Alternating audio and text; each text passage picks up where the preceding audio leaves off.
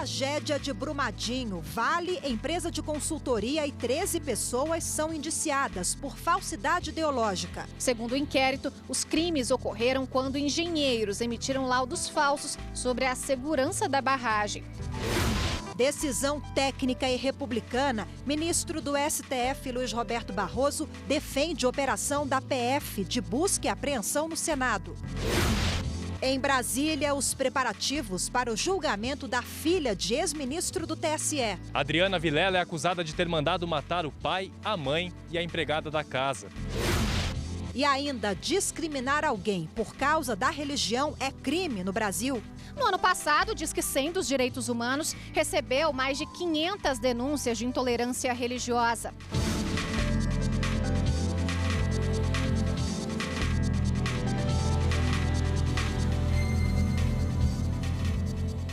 Olá, boa tarde. A Polícia Federal concluiu o primeiro inquérito da tragédia de Brumadinho e indiciou as empresas Vale, Tuvisud e 13 funcionários. Os crimes apontados são falsidade ideológica e uso de documento falso. Entre os indiciados, 7 são funcionários da mineradora Vale e 6 da consultoria alemã Tuvisud. Segundo o inquérito, os crimes ocorreram quando engenheiros emitiram laudos falsos sobre a segurança da barragem. Caso sejam condenados, os investigados podem pegar até 15 anos de prisão. A barragem da mina do Córrego do Feijão rompeu no dia 25 de janeiro deste ano. Deixou 249 mortos, 21 desaparecidos, além de danos ambientais à bacia do Rio Paraupeba. Segundo a Polícia Federal, novos indiciamentos devem ser feitos. A Tuvisud disse que não vai comentar os indiciamentos. Em nota, a Vale afirma que vai avaliar detalhadamente o relatório policial antes de qualquer manifestação. A empresa também ressalta que ela e seus executivos vão continuar contribuindo com as autoridades. Já a Tuvisud disse que não vai comentar os indiciamentos. Em outro processo envolvendo a mina Brucutu, a Vale ganhou na justiça uma ação contra os antigos proprietários da área. Eles queriam renegociar o valor pago pelo terreno, mas o STJ entendeu que eles perderam o prazo para entrar com o processo. Os proprietários do terreno que abriga a mina Brucutu, em Minas Gerais, são de uma mesma família. Eles dividiram a área. Uma parte aceitou, em 2005, R$ 2.800.000 pela exploração do minério. Os demais familiares que ficaram com a outra fatia do terreno preferiram esperar e só aceitaram negociar com a Vale em 2008. Mas aí o valor ficou em R$ 41 milhões. Quando viram que também poderiam ter cobrado mais, os herdeiros que fizeram o primeiro acordo entraram na justiça. Alegaram que os R$ 2.800.000 eram pouco e que foram lesados na negociação com a Vale. Em recurso ao STJ, a Vale questionou a decisão do Tribunal de Justiça de Minas Gerais, que entendeu não ter havido decadência, ou seja, desinteresse da parte supostamente lesada em ingressar com a ação. O prazo para entrar na justiça é de 4 anos. O TJ Mineiro entendeu que a contagem começava em 2008, quando o prejuízo foi descoberto. Mas a terceira turma do STJ deu provimento ao recurso da Vale. Para a relatora, ministra Nancy Andrighi, o Código Civil é claro ao estabelecer que o prazo começa a ser contado no momento do acordo, nesse caso em 2005. E como os herdeiros insatisfeitos só entraram na justiça em 2011, já haviam se passado 6 anos. O ministro do Supremo Tribunal Federal, Luiz Roberto Barroso, se manifestou nesta quinta-feira sobre a operação da Polícia Federal, que teve como alvo o senador Fernando Bezerra, do MDB, e o filho dele, o deputado federal Fernando Coelho, do Democratas. Os mandados de busca e apreensão foram autorizados pelo ministro do STF. As investigações envolvem as obras de transposição do Rio São Francisco, quando o senador era ministro da Integração Nacional. Em nota, o ministro diz que a decisão foi puramente técnica e republicana, baseada em relevante quantidade de indícios de práticas de delito. Barroso afirma que é padrão fazer busca e apreensão em casos de investigação por corrupção e lavagem de dinheiro e que o Supremo já decidiu que somente a Corte pode determinar essas ações nas casas legislativas quando a investigação está relacionada a parlamentares. O ministro afirma que, no caso concreto, na fase em que se encontram as investigações, os indícios se estendem a períodos em que senador da República e deputado federal exerciam essas funções parlamentares. Para terminar, Barroso ressalta que as investigações pela Polícia Federal e a supervisão de inquéritos policiais pelo STF não constituem quebra de separação dos poderes, mas o cumprimento da Constituição. E a Polícia Civil do Distrito Federal prendeu hoje um funcionário da Câmara Legislativa que trabalha no gabinete da deputada distrital Thelma Rufino. O homem, que não teve o nome divulgado, é suspeito de prática de tráfico de influência e falsidade ideológica, entre outros crimes. Os policiais ainda cumpriram 2 mandados de busca e apreensão no gabinete na casa do funcionário. Segundo a polícia, não há indícios da participação da parlamentar nos crimes investigados. Começa na próxima segunda-feira, no Tribunal de Justiça do Distrito Federal, o julgamento de Adriana Vilela. Ela é apontada como mandante dos assassinatos dos pais e da funcionária da família em 2009. O caso ganhou repercussão em todo o país. A previsão é de que o julgamento dure 5 dias. Adriana Vilela vai a júri popular. 7 jurados vão ser escolhidos para decidir se a ré deve ser condenada ou absolvida pelo triplo homicídio e furto cometidos em agosto de 2009 no apartamento dos pais dela, neste prédio em um bairro nobre de Brasília. Adriana é apontada como mandante dos assassinatos do pai, José Guilherme Vilela, da mãe Maria Vilela e da funcionária da casa, Francisca Nascimento Silva.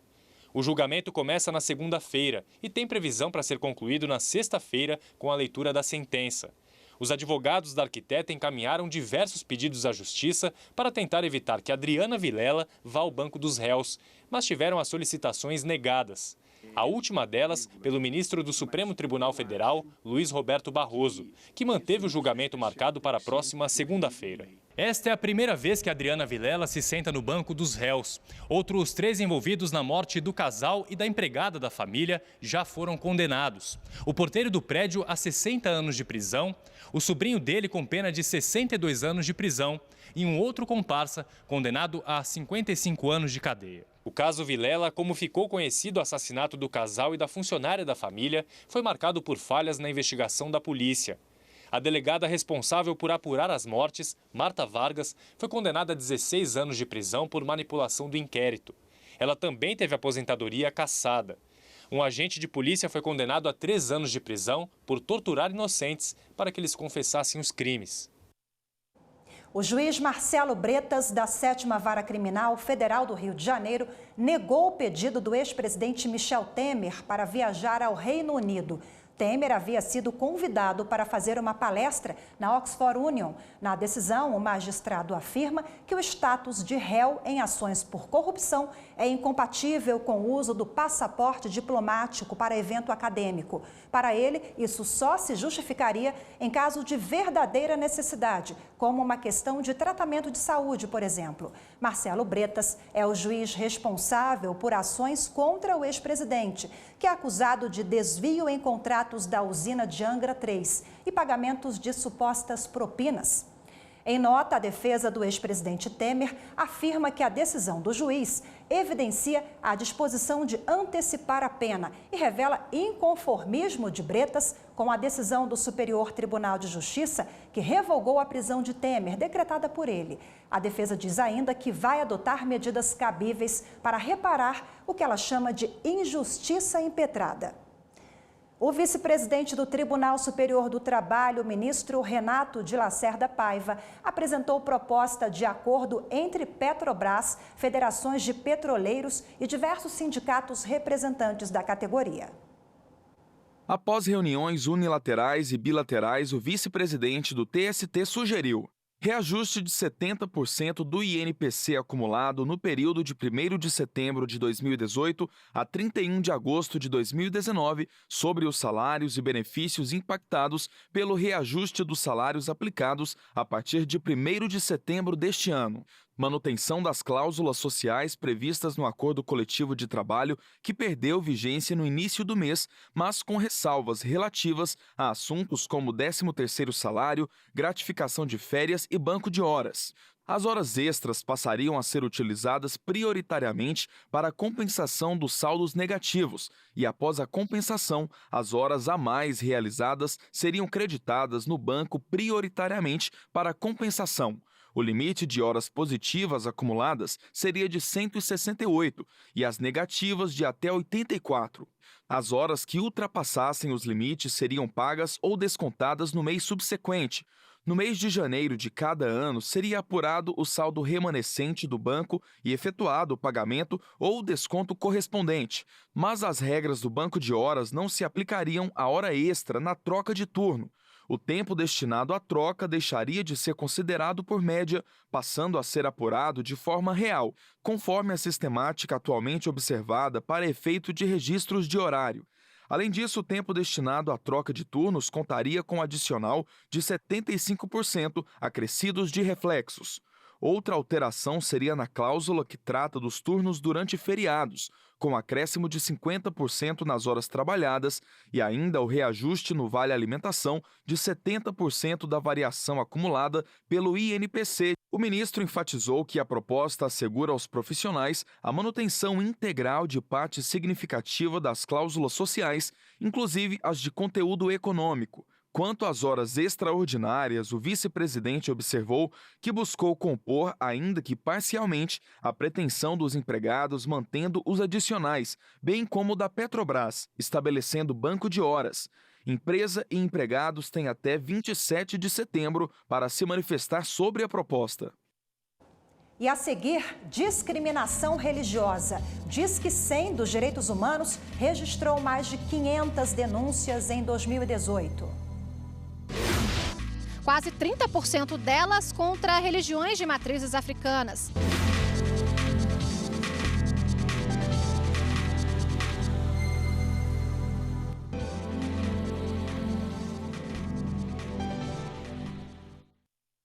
Amanhã é comemorado o Dia Nacional de Luta da Pessoa com Deficiência. A acessibilidade é um direito de todos e uma preocupação da Justiça Eleitoral.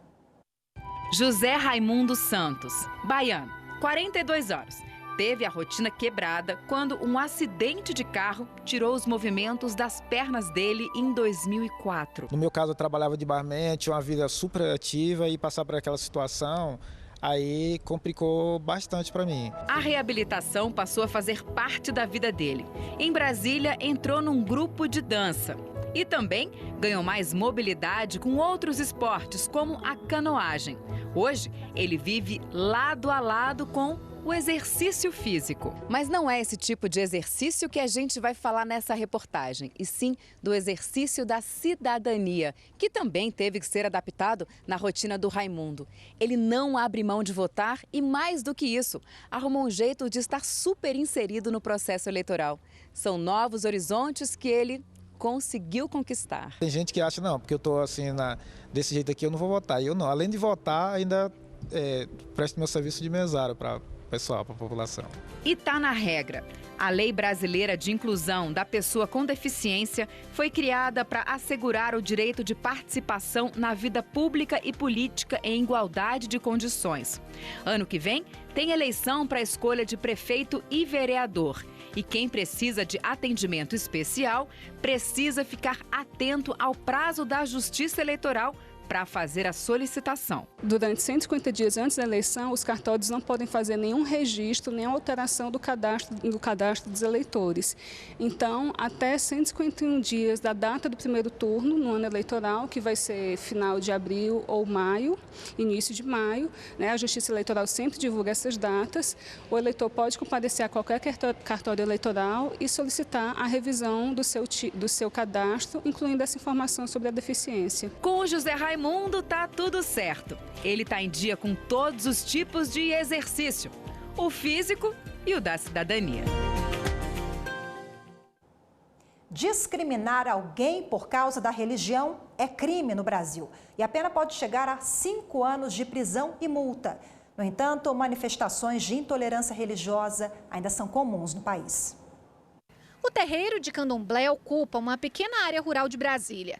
E foi por causa da terra que o grupo de religiosos que vive no lugar foi ameaçado e ofendido. Dia 1º de maio desse ano, por volta de umas 8 e pouco, aqui em casa, na casa da minha filha Lintinalva, o povo, os sem terra, eles vieram, entraram aqui para dentro. Eles disseram que se a gente não saísse com o pé da gente, a gente sairia com o pé dos outros, que aqui era a área de reforma agrária, não a área para centro de macumba. O caso foi denunciado como intolerância religiosa, que nada mais é do que discriminar ou insultar alguém por causa da crença dela. No ano passado, o Disque 100 dos Direitos Humanos recebeu mais de 500 denúncias de intolerância religiosa, quase 30% delas contra religiões de matrizes africanas. Testemunhas de Jeová e evangélicos também aparecem na lista. A maior parte dos relatos foi no Rio Grande do Norte, no Rio de Janeiro e em São Paulo. Como jurista que eu sou, como ser humano, como cidadã, eu leio a Constituição e sei que a nossa Constituição diz que o país é laico, é textual. Não é para se duvidar, não. É e tem que ser. Então, por que não aceitar todas as religiões? Eu não vejo por que uma religião é melhor do que a outra. A liberdade religiosa é considerada um direito fundamental pela Declaração Universal dos Direitos Humanos.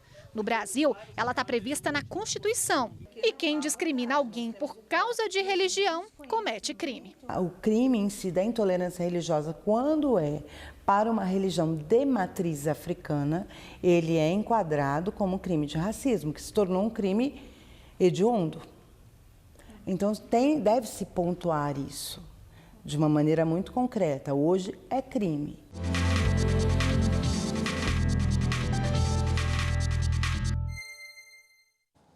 E para falar mais sobre o assunto, eu recebo aqui no estúdio o advogado Gabriel Sampaio. Boa tarde, seja bem-vindo. Boa tarde, obrigado. Bom, o senhor é especialista nessa temática, na defesa dos direitos humanos. Nós vimos na reportagem que é crime no Brasil, mas infelizmente são práticas comuns ainda. O que fazer para a gente avançar nessa matéria e combater a intolerância? Nós precisamos cada vez mais de ações afirmativas. É muito importante que o Estado também contribua para a conscientização da sociedade. Nós somos um país de muita diversidade e de muito sincretismo religioso. E é preciso respeito. A intolerância até nos conduz a uma visão que é até desconectada com a nossa raiz histórica, né? Então, é fundamental que o Estado promova ações afirmativas ligadas às matrizes africanas. É muito importante que toda a legislação que permite um conhecimento cultural sobre a nossa formação possa ser transmitido para a sociedade. A cultura ela é um elemento de libertação contra os preconceitos e contra a intolerância. Nós vimos na reportagem que, sem dúvida, a intolerância religiosa ela é praticada em maior escala contra os adeptos das religiões de matriz africana e islamismo também, principalmente em termos mundiais. Sim. Estariam esses dois no topo ali do ranking? No topo. E no caso das matrizes africanas, nós temos uma associação com o racismo e com todo o nosso passado de racismo institucional. O próprio Supremo Tribunal Federal, quando avaliou a questão do crime de ódio, também teve uma sessão muito pedagógica. O representante da Procuradoria-Geral da República na sessão, Dr.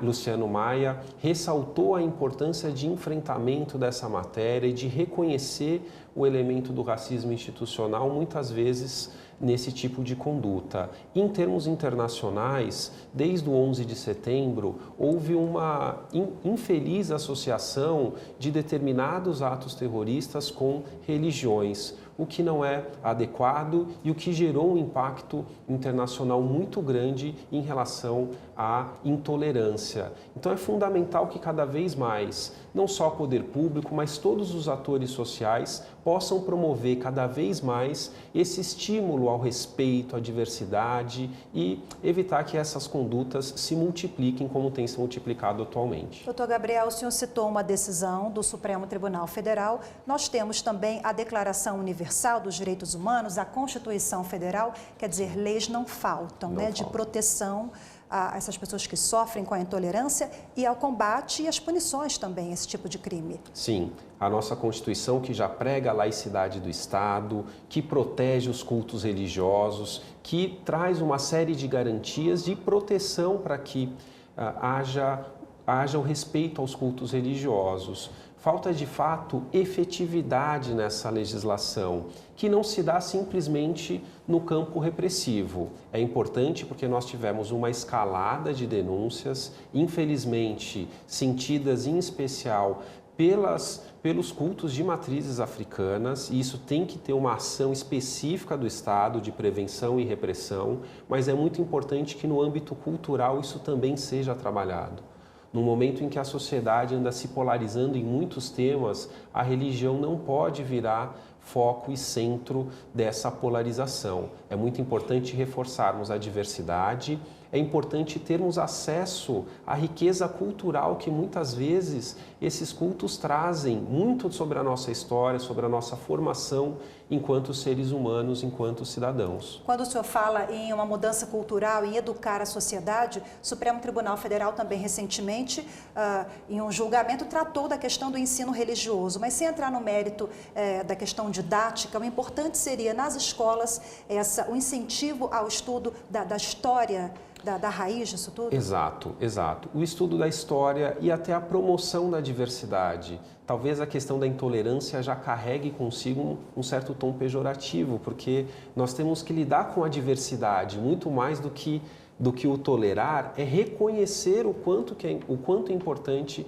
essa diversidade. No caso das matrizes africanas, nós temos legislação que promove o estudo da história da África e da cultura afro-brasileira. Nesse contexto, seria importante que a sociedade tivesse cada vez mais acesso a essa relação histórica e da formação da sociedade por meio dessas culturas. Doutor Gabriel Sampaio, mais uma vez, muito obrigada pela participação. Uma boa tarde. Boa tarde, obrigado.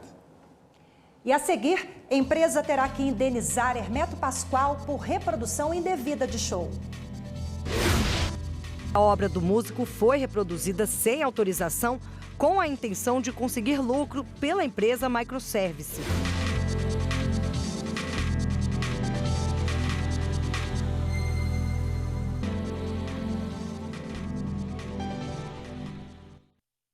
A 11ª Vara da Justiça Federal de Goiânia determinou o início do cumprimento das penas a 3 ex-diretores da empresa Avestruz Master. A ex-diretora financeira, Patrícia Áurea da Silva Maciel, o marido dela e ex-gestor e diretor Emerson Ramos Correia e o ex-diretor comercial Gerson Maciel da Silva Júnior foram condenados pela prática de crimes contra o sistema financeiro nacional. O grupo teve forte atuação no mercado de capitais, com a promessa de lucros a curto prazo. Centenas de pessoas investiram na criação de avestruzes e foram prejudicados. O músico Hermeto Pascoal será indenizado por reprodução indevida de show. A decisão é do Superior Tribunal de Justiça. Considerado um gênio da música, o compositor e multi-instrumentista Hermeto Pascoal aprendeu a extrair sons e criar melodias com qualquer objeto. O primeiro instrumento musical que tocou foi uma flauta que fez com o caule da mamona quando ainda era criança. O músico já compôs mais de 10.000 canções ao longo dos 83 anos de vida. Em 2006, Hermeto ficou sabendo que a empresa Microservice Tecnologia Digital da Amazônia lançou um material audiovisual baseado em um show feito por ele em 1989. Ele tentou fazer um acordo para receber parte do lucro, mas como não conseguiu, ajuizou a ação de indenização por danos morais e materiais, alegando que a empresa não tinha os direitos autorais da apresentação. Em primeira instância, o pedido foi negado. O Tribunal de Justiça do Paraná mudou a decisão e condenou a empresa a pagar o valor correspondente a 1.000 unidades do material reproduzido ilegalmente, além da indenização por danos morais de R$15 mil. No STJ, a decisão foi mantida. A relatora, ministra Nancy Andrighi, reconheceu que a obra do músico foi reproduzida sem autorização, com a intenção de conseguir lucro pela empresa Microservice. Por isso, é preciso reparar os danos materiais e morais decorrentes da conduta ilícita. Este advogado explica que a Lei de Direitos Autorais deixa claro que quem pretende vender ou compartilhar uma obra precisa da autorização do artista. A Lei 9.610, de 98, que é a Lei de Direitos Autorais, ela prevê que, de acordo dentro dos artigos 27, 28 e 29, que trata dos direitos patrimoniais do autor, em havendo uma exploração econômica de uma obra e não estando essa obra em domínio público, é necessário remunerar o autor. É necessário, sim, estabelecer algum tipo de contrato com o autor. Contrato pode ser um contrato de licenciamento, cessão, concessão, mas é necessário que se faça um contrato por escrito com o autor, remunerando-o em virtude de sua criação. A Justiça do Rio de Janeiro autorizou o gatinho Rubinho a circular pela Galeria Cidade Copacabana sem uso de guia. Desde setembro do ano passado, Rubinho, que pertence a um lojista, já tinha conseguido na Justiça o direito de ir e vir no local. Agora, a juíza Márcia Correia Holanda confirmou o direito do bichano, sem que os passeios dele resultem em penalidades para o dono. A juíza, no entanto, não concedeu ao dono indenização por dano moral, como ele tinha pedido. E a gente fica por aqui. Uma ótima tarde para você e um excelente fim de semana. Fique agora com o programa Reflexões.